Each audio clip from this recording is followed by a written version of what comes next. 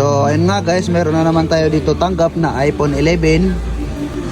As you can see guys, tingnan nyo naman, nabuntis yung LCD, yung battery.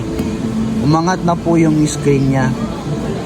So sa kakagamit ni madam na naka-charge, ayun, sira battery. So ayun, nabasag din yung back glass.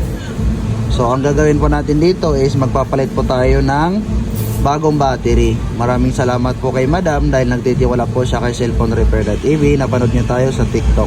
Ay, may bad finger pala.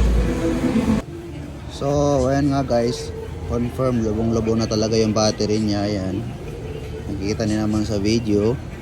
So sabi ni madam, ginagamit daw niya kasi naka-charge, kaya lumubo na rin yung battery.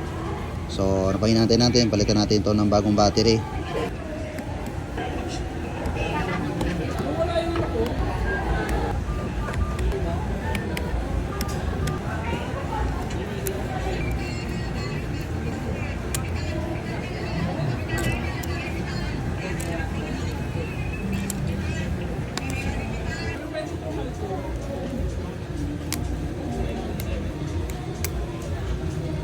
Ayan nga guys, ang manufacture ng battery 2019. Since binili yung unit or since nilabas yung iPhone 11, hindi pa napapalitan ng battery.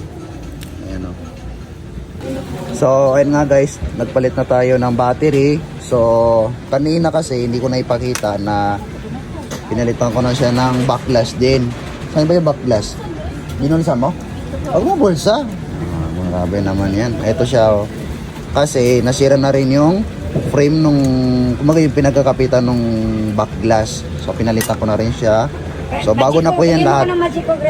Ayan. Kahit tatlo lang. Thank you po. Maraming salamat po and God bless.